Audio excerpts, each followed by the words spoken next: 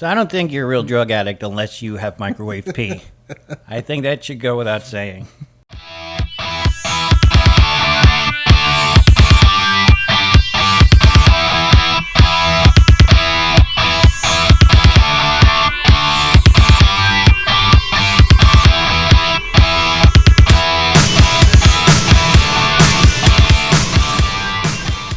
Thank you for joining us on The Recovery Idiot.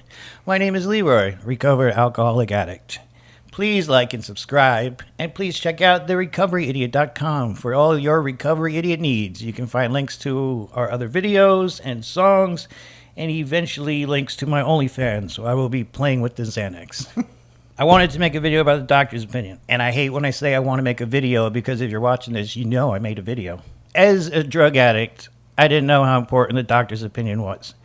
And now looking back, and every time I read it, I think it's one of the most important things ever written. 40 years, I had no idea why I was the way I was, why I did the things I did, why I couldn't stop doing it. And then the first time my first sponsor made me read a doctor's opinion, it all made sense. And I really think that when you go to detox, you go to rehab, when you get locked up, you should get a copy of the doctor's opinion. Because I think if more people understood the message in the doctor's opinion, their lives would start to make sense. And there's a reason why it's at the beginning of the big book. You know a little bit about the doctor's opinion? All right, so I'm Gio, and I'm a recovered drug addict. You know, in the first page of the doctor's opinion, it starts off and it says, in the course of his third treatment, he acquired certain ideas concerning a possible means of recovery. So who it's talking about there, it's talking about Bill Wilson, right? Bill Wilson was a severe alcoholic. And, back in the 1930s, they didn't have detoxes and treatment centers. They had hospitals and sanitariums. Bill was fortunate enough to go to Towns Hospital where Dr. Silkworth worked. And, in the course of his third treatment, he had met Ebby prior, and Ebby tried to introduce him to the 6 tenets of the Oxford group. Back then, if you were to go to, Towns Hospital or, some kind of mental institution, some kind of asylum, right? It was up to the doctor's discretion to stamp your paper criminally insane. You'd go in front of a judge, and you could possibly be blocked up for the rest of your life for being an alcoholic or a drug addict. How many times do you think we would have been put in that situation? Or how many people do you think that we know today would have been locked up for life in a sanitarium? It is absolutely insane, the difference of recovery today. Yeah, and if it wasn't for, Dr. Silkworth and Bill Wilson and Dr. Bob and the early movement of Alcoholics Anonymous, the treatment centers probably would not be, existing as, the way they do. I would definitely be locked up for the rest of my life as criminally insane. I might get locked up now. Criminally insane. During the course of my third sentencing to go to prison, they deemed me a menace to the community. I'm sentenced to a habitual felony offender now, so I would have definitely got locked up and committed to a mental institution for the rest of my life. You also did lobotomies back then. Well, yeah, right, and they talk about, they don't really so much talk about the lobotomies, but they talk about like belladonna treatment and other treatments that they were using, moral psychology, right, these other things that were not working for the real alcoholic, right? We used a real alcoholic and real drug addict in this book, someone with the disease of addiction. So to kind of give you like some history with the doctor's opinion, Dr. Silkworth believed that, alcoholism was a disease. He broke down the allergy of the body and the phenomenon of craving and the obsession of the mind to Bill Wilson. And it made sense to Bill Wilson because nothing prior made any sense to him. When Bill, got sober, using the 6 tenets of the Oxford group and then meeting Dr. Bob and then, the fellowship started, he went to Dr. Silkworth and he's like, hey, like I want this whole disease concept that you've taught me. I want this in writing. I want you to back up like, our step 1 and the problem, right? The powerlessness we talk about and the unmanageability. He's like, I want you to put that in writing. Dr. Silkworth didn't want to put a lot of things in writing back then because in 1939, actually, Bill, it took him 3 years to write it. So I don't really know exactly when. Between 1935 and 1939 time frame is when Dr. Silkworth wrote the doctor's opinion. There's a very brief description in the first letter, and he tiptoes around a lot of words, right? He doesn't use the God word. He uses power greater than yourself. He doesn't use disease. He uses illness. But after that very brief letter, like Bill Wilson's like, no, like doc, like you have to give me the meat and potatoes. And Dr. Silkworth was very scared to put anything in writing, like, because this was career suicide back then to come out and say that alcoholism is a disease. So he gets a little bit more in depth in a second letter, which is all in the chapter of the doctor's opinion. I read this once with a sponsor. I was already in the obsession. I waited too long to start the step work, right? And as he was reading it to me, like my mind was all over the place. And as soon as he got done reading it, he's like, "What did you get from that?" And I just looked at him. I'm like, "Dude, I have no clue what you just said. Like, everything was foreign to me." And he's like, "That's okay. Like, we'll get together again and we'll reread it. Like, maybe your mind's just not meant to comprehend this right now." But the second time I went through it with somebody, it started to give me answers of every time I try to use my own willpower and stop on my own, how the obsession of the mind would kick in and it would take me out, like in my own voice. Whether it's good day, bad day, fighting with the girlfriend, fighting with the family, or just everything's going good, got a raise at work, just hit a scratch off, best day ever, right? It doesn't matter what. The obsession of the mind would kick in my own subtle voice, and it would override all logic and give me reasons why I should use, knowing that once I pick back up that, I'm going to go off to the races. This was a big thing for me because I'd already started AA. I did not go through the book yet, but I was at a meeting. I think it was like a Thursday night house meeting at Artesian, and we read something about the obsession. And I had heard about it so many times, but it never made sense. And like sitting there in that room that night, it finally hit me. Like all my life, I thought, I was just mentally defective, like the book says. Well, I mean, you are, but I thought that I had this weird thing that I could never explain, and I was the only one that had it. When I wasn't using, all I thought about was using. But when I did use, I needed to use more. And I had this thing that just went on 24/7, and it didn't matter if I had a chemical in my body, my life revolved around get one because my brain could not focus on anything else but that. And when I try to explain, the mental obsession of people that are, normal, I always talk about ransomware on a computer because there's this thing that just immediately takes over and nothing else works. You cannot use your computer the way you did. Nothing is going to get accomplished until you pay that ransomware and then you get access again. Well, my mental obsession takes over my brain and nothing else matters. Eating, sleeping, going to work, it doesn't matter. The only thing that's going to unlock that ransomware of obsession in my mind is putting a chemical in me. The first time actually getting hit with that realization that that's what it was amazing because I know other people like me have been cured. So other people like me have recovered. Which it even talks about, here in the first page of the doctor's opinion, right? The same paragraph I was reading. It says, this man and over 100 others have appeared to have recovered, past tense recovered, right? And that was like a very big word for me in my early recovery is it was the first promise, right? That if I work this program, I'll get the results and I'll be able to stay sober long term. Which in the beginning, hearing that seemed impossible, honestly. All right, so going back to the first letter, right? So he tiptoes around his wordplay. It's a very short letter, and Silkworth gives it to Bill Wilson, and he's like, here. And then Bill Wilson reads it, and he's like, Doc, this is good, and thank you for writing the letter, but I want the meat and potato of everything you've taught me while I was in Towns Hospital. So after the first letter, it starts off, it says, the physician who at our request, right? Bill Wilson had it says at his request, but Bill Wilson really pushed. So I don't know if it was so much at his request or kind of forceful, Doc, give this to me, right? It'll help a lot of people. But it says, gave us this letter, has been kind enough to enlarge upon his views in another statement which follows. In this statement, he confirms that we who have suffered alcoholic torture must believe, right? And there's that word must, that the body of the alcoholic is quite as abnormal as his mind. It did not satisfy us to be told that we could not control our drinking just because we were maladjusted to life, that we were in full flight from reality, or we are outright mental defects, like Leroy here. So this is where the chain reaction got set off for me. The abnormal mind finally made sense because I have been abnormal my entire life. And to find out that I have an abnormal mind that matches my abnormal body because it has an allergic reaction that most people don't, it started to make sense. And the alcoholic torture absolutely lived through that. It did not satisfy us to be told that we could not control our drinking just because we were maladjusted to life. The maladjusted to life was like a white lightning moment to me. It was like a spiritual awakening. For some reason, the word maladjusted just screamed out from the page. And I thought I had an idea what it meant, but I had to look it up. And it says, failing or unable to cope with the demands of a normal social environment. And it just put my whole life in perspective because I've always been an outcast or I always didn't fit in.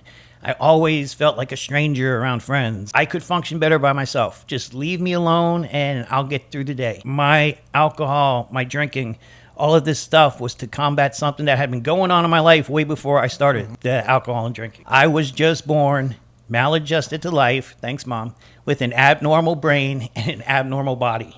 and it just made sense for the first time. And like, so I want to point out too, like I can identify with that myself, right? But I do want to point out, like many times there is people in the rooms of AA or DAA or, you know, maybe even NA. They had the perfect life and they weren't maladjusted to life and they weren't mental defectives, but they still had the allergy of the body and the obsession of the mind, which differentiates them from normal people, right? You know. Oh, you're saying there's normal people that became drug addicts? Well, so like there's people like when they tell their story, right? They had the perfect upbringing, right? But they had a different effect produced by alcohol and drugs that identifies them as one of us. I get that, but for all intents and purposes, my life growing up was pretty normal. Looking back, once I realized who my family was, obviously we were not normal. I didn't have anything traumatic happen. Like, everything I needed was provided for. I had both my parents. On paper, my life was perfect, but something was wrong. Something was always wrong with me, that nothing was ever enough. I had this weird void inside of me that I could never fill. And when I started doing drugs and alcohol, it numbed that void. So I thought I was all right. But my life was pretty good. The day I put something in me is when everything changed. You know, and like that's the same thing that happened to me at 14. You know, so I could definitely identify with that. Going back to that paragraph, right? It did not satisfy us to be told that we could not control our drinking just because we were maladjusted to life, that we were in full flight from reality, or we were outright mental defectives. These things were true to some extent. In fact, to a considerable extent, with some of us, but we are sure that our bodies were sickened as well. In our belief, any picture of the alcoholic which leaves out the physical factor is incomplete. The doctor's theory that we have an allergy to alcohol interests us, even like drugs. So the doctor's theory that we have an allergy to drugs, you know, interests us. As laymen, our opinion as to its soundness may, of course, mean little, but as ex-problem drinkers, we could say that his explanation makes good sense. It explains many things for which we cannot otherwise account. I remember like my mom yelling at me one day, and you know, I had a fiance and she was in Miami and I went back to Port St. Lucie and I'm up there working, and really like I did that so I can get away from her and I could use behind her back. And I'm on probation and I have my second son, so I have 2 kids. You know, if I violate probation again, I'm going back to prison. And I remember my mom confronting me one day and she's like, "Why can't you quit? Like you have everything going for you." The mental obsession would take me out, and I would, you know, on my own willpower with no program recovery, I would get sober again. And then all of a sudden that obsession would kick in and it would say, you know what, like life's going really good and like you have everybody fooled right now. And like you deserve one. Or I would try just to have one and stop forever. My body doesn't work like that, right? The allergy kicks in once I put that one in me, and I learned that the word allergy means I have an abnormal reaction. Once I put that one in me, I have this abnormal reaction and I start craving more. So I could pass a lie detector test. Like I mean it with my whole being that I'm just going to do one and that's it. And I'm not going to do any more. But once I put that one in me, it's off to the races. And people don't understand what the allergy feels like. I try to explain, have you ever been really hungry? Like not eating for a couple days? You have this feeling of uncomfortability and you know, like I need food, and it's messing with your mood. It's messing with your thinking. It just feels bad. This allergy, when I take one of anything, I have the same type of weird, I need more. You gotta feed me. I need stuff. I always felt that way, even when I did drugs I didn't like. Like when I would drink beer, I don't like it. And it's a lot of work. Like, I'd rather take a pill. As I'm downing that first beer, I'm already thinking about the next one. Something inside of me is like, this tastes like garbage, but we need more. Right. And like, I think that's too, like to break that down, like the allergy it's so powerful for the craving for more, right? That the abnormal reaction for more, that's where we start to do things that we break our morals, right? We start shoplifting, we start stealing from family. Well, I was shoplifting way before drugs, but you know, you're a mental defective. Don't say were. I still am. Well, still is. Yeah, definitely still is. Right. But you're recovered now. You know, but that's where we start to break our morals, because that overwhelming urge, right? That abnormal reaction to have more, we'll do anything. You know, that's why people, you know, commit, you know, all kinds of crimes. That's why people break their, you know, their vows to their family. That's why we do all these things to get more. It's like we know deep down, like we shouldn't be doing these things, right? But that overwhelming urge for more is so powerful. It overrides all logic and tells us like we need that one. We go into survival mode. You know, we need that one. All right, so the second letter starts off and it says, the subject presented in this book seems to me to be of paramount importance to those afflicted with alcoholic addiction. I say this after many years' experience as medical director of one of the oldest hospitals in the country treating alcoholic and drug addiction. There was therefore a real sense of satisfaction when I was asked to contribute a few words on the subject, which is covered in such a masterly detail in these pages. We doctors have realized for a long time that some form of moral psychology was of urgent importance to alcoholics, but its application presented difficulties beyond our conception. With our ultra-modern standards, our scientific approach to everything, we are perhaps not well equipped to apply the powers of good that lie outside of our synthetic knowledge. I like that it's 1939 and they're talking about their ultra-modern, our scientific approach. Think about how far along technology has come today, and there's still not a cure for addiction. Well, no, right? Like, we have, like, anti-craving medications, right? But, like, to me, that's like Oragel. You put it on, it takes the pain away, but, like, once it wears off, that pain comes back increasingly. There's different types of alcoholics and addicts, right? I work in treatment. I'm a therapist. We do trauma therapy, and for some people that works. We also treat, clients that have mental health, primary mental health over their addiction secondary, right? So if we could stabilize their mental health, of course, they're not going to go self-medicate, right? But then you have the real alcoholic and the real drug addict, which it talks about in this book. It says all throughout the book that basically their only hope is to have a spiritual experience, which revolutionizes their whole attitude towards life. And that's what the 12 steps did for me, and I'm sure it did that for you too. Yes, there's absolutely no invention, no scientific approach could make me stop being obsessed with drugs and alcohol.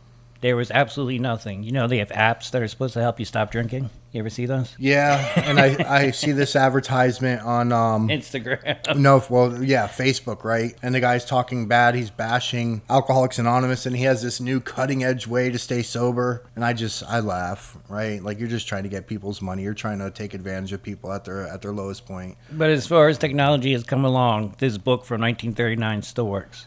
Yeah, right. And it's 2024, and yeah, this book from 1939 is still saving alcoholics and drug addicts daily. The allergy part we had spoke before, it comes up in this next section. I hope there's people out there that had that same feeling, and it finally makes sense now, because it wasn't until the doctor's opinion that I understood why I would take drugs I didn't like. I really don't like cocaine. Like, I'm an opiate guy, I like downers, but I would buy a bag of Coke and shoot some up and couldn't stop. Like, I didn't like the feeling. I'm sweaty, I'm twitching, I'm like this close to having a stroke, but I'm going to do it again, and then I'm going to do it again until I run out. And I don't like the feeling, but I need to feel something other than myself. Yes. And it was that allergic reaction that separated me from other people. Someone at work could do a bump and go back to work. I do a bump, I'm going to Walgreens saying I'm diabetic to get syringes. Like, that Same. Allergic reaction is what makes me different than a normal user. Yeah, definitely. All right, so going into this paragraph, we believe and so suggested a few years ago that the action of the alcoholic on these chronic alcoholics is a manifestation of an allergy, that the phenomenon of craving is limited to this class and never occurs in the average temperate drinker. These allergic types can never safely use alcohol in any form at all. And once having formed a habit and found that they cannot break it, once having lost their self-confidence, their reliance upon things human, their problems pile up on them and they become astonishingly difficult to solve. To me, working in treatment, I cross all different types of alcoholics and addicts. I've crossed alcoholics that are drinking to suppress that unresolved trauma, right? And like once they do that trauma therapy and they heal, right? They're no longer, exhibiting the symptoms of the chronic alcoholic, right? Like that we do. They might look like the person that has the disease of addiction or alcohol, the way they drink or use drugs to numb everything. But once they heal from that trauma, like they don't need to go through a 12-step program. The trauma therapy was enough to heal the inside, right? That internal piece. And they no longer seek the substance to drown everything out. We have the primary mental health group. A lot of them self-medicate when they're not taking their medications and they're not stabilized. They might look like us, right? They might exhibit, symptoms that we have and drink and drug the way we do, right? But if they get stabilized, they're no longer, seeking to self-medicate, right? I don't think that eventually you might be in detox or rehab because you're a moderate drinker and things get out of control. Don't you think if they continue to drink, they will eventually become the real alcoholic and that allergic reaction will manifest itself? Well, yes, right? So, like, if you continue, yeah, the chances are, like, if you're an alcohol and drug rehabilitation center, like a detox or residential, PHP, IOP, whatever you want to say, the chances are that if you're in there for substance abuse, you're more likely less one of us, right? Yes. Probably fighting it the way we did, right? Because we did, It talks about it in this book. The great obsession of every alcoholic is one day to regain that sense of control, right? And to be able to drink like normal men. And it talks about delusions so astonishing will chase it to the gates of insanity or death, right? A lot of us have to hit some kind of like really hard bottom to fully surrender and concede to our innermost selves that we're alcoholics and drug addicts. But like the truth is, like, there's the two-part question too. The two-part question is, like, if you're honest with yourself, which it says, you really look at your life and you look at the examples of your drinking and drugging, and you have this allergy, right? Like, once you put one in you, you crave more. Chances are that you're one of us. If you try to stop on your own willpower and all you do is obsess about drugs and alcohol, and then you eventually give in, chances are you're one of us. And it goes on, we could even go on to this next paragraph. Frothy emotional appeal seldom suffices. And I didn't understand that, like, when the first times I went through the book, and then I heard someone in a meeting share, and they were breaking it down. Good, because I don't think I understand it right now. Frothy. So, frothy emotional appeal, right? So, like, when your family's begging you, Leroy, please stop. Like, you're going to lose your job, and you're going to go back to jail. And, like, someone shared about it in the meetings last night. They said, I wish the 36 times that my mom begged me not to relapse and end up in jail again, I wish those 36 times was enough, to shake something in me where I'm like, oh, Mom, you're right. Like, if I put another drug or alcohol in my body again, I'm going to end up, going back to jail.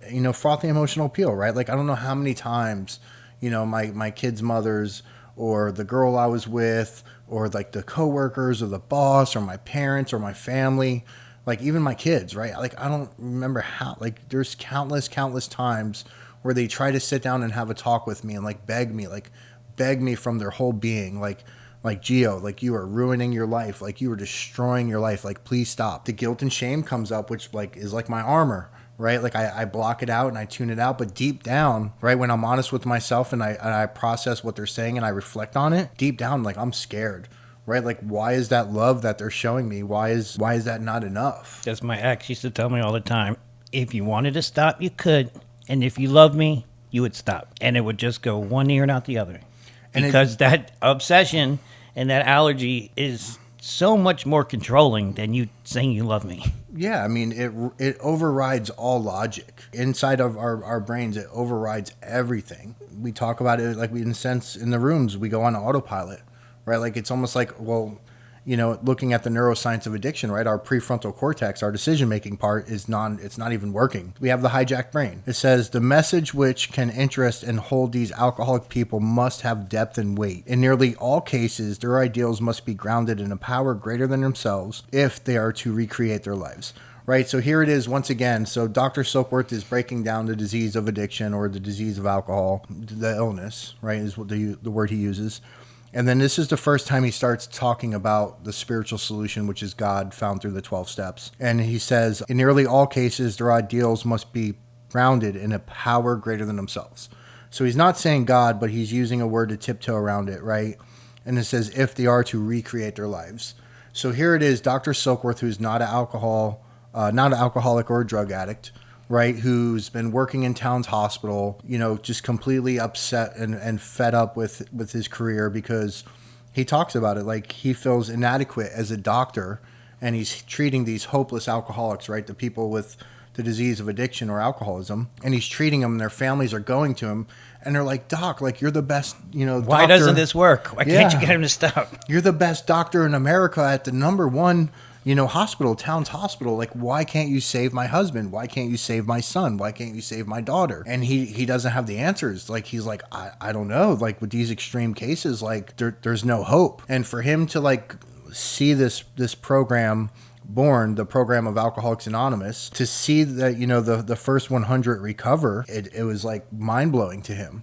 And then, here he is, he's saying like they do recreate their lives. Like, they do. Like, if you follow the suggestions, right, the 12 steps that are found in this book, the program of action, the program recovery, if you follow this, you will be able to recreate your life. The recovery idiot likes to promote Raz vapes. No, Lost Karen, only available at the bodega by Artesian.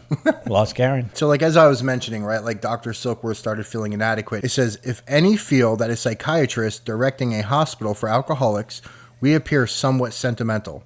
Let them stand with us a while on the firing line, see the tragedies, see the despairing wives, the little children. Let the solving of these problems become a part of their daily work and even their sleeping moments, and the most cynical will not wonder why we have accepted and encouraged this movement. We feel, after many years of experience, that we have found nothing which, right, and he says nothing, they found nothing which has contributed more to the rehabilitation of these men and women, right, than the altruistic movement now growing up among them. So I'm going to explain what the altruistic movement is, because some people don't understand that. So it's like having no motives, right? Like having no motives and being truly altruistic is like helping people just for like from the good of your heart, right? So like being a hopeless alcoholic, being a hopeless junkie myself, I thought I was going to die a junkie death. I thought there was no hope. And when another man in the program reached his hand out to me and showed me unconditional love through all my relapses and all of like the stuff I was going through, all the turmoil, and he just wanted to help me because he only wanted to see me get sober, I was able to appreciate that, right? I was able to respect that, and I was able to put in some of the work, right? And like he was giving it 100% in the beginning. I'm giving it like 25, then 50, right? Like I'm just being honest, right? Because I hear people say, oh, you have to give a recovery 100%. Yeah, we do. But it like, doesn't work that way. No, because like we're coming in, you take away our solution, right? And when you take away my solution, which is drugs and alcohol, and I'm completely sober at first, like I'm scared, right? Like I have all this stuff going on inside of my head. I have all these emotions that have came back that I've numbed for so long, and I don't know how to process them all at once. And then I have all the guilt and shame coming in from all the things I did to get one more, right when the allergy had kicked off, and I'm breaking my morals and my integrity to get one more. Then all that guilt and shame, I'm like, all those memories start coming back. Like, oh, I remember army crawling to my mom's purse to get a Vicodin out of there. And she caught me. She wakes up and my mom's clutching her purse, and I army crawl and I reach my hand over, and as I'm grabbing the bottle, and I'm like, yes, I'm not going to be dope sick. And all of a sudden I look up and she's just staring at me, and the look of disgust in her face, right? The look of horror.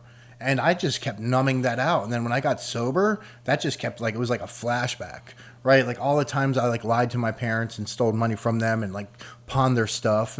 And like all of that's coming back when I'm getting sober. And like I was disgusted with myself. So like I couldn't give it 100% in the very, very beginning, right? Like I was able to meet you maybe 25%, maybe 50 will go some days. I was such a mess. Like I needed someone to jump in and be totally altruistic with no motives. And just want to help me out of the mere fact that he was grateful for the program of Alcoholics Anonymous or Drug Addicts Anonymous saving him, and he just wanted to give back, right? Like, I can get down with that. In my last couple months in 2019, living with my wife in our house, she got prescribed Adderall and Xanax. And I had my own stuff. I didn't need it. But then the day came when I did. And I would go to her purse, which was in the kitchen, and her bottle was always all the way in the bottom of her purse, and I'd only take one. And then a couple days later, I'd just take one.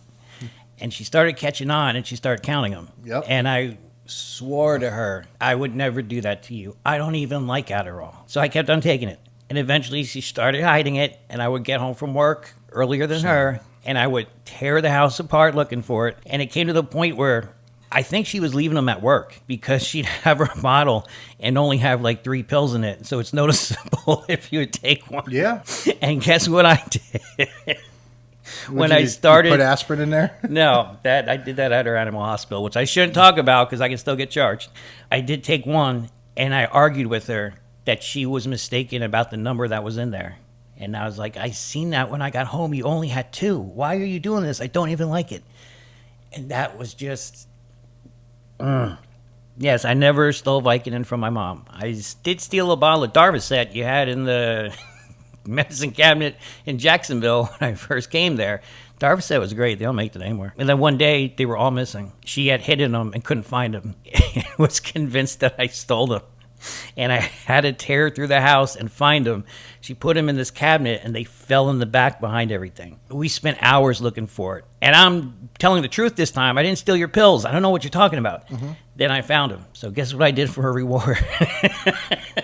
You asked her for one. Yes. Of course you did. She gave it to me. Of course you did. See, I didn't take your pills.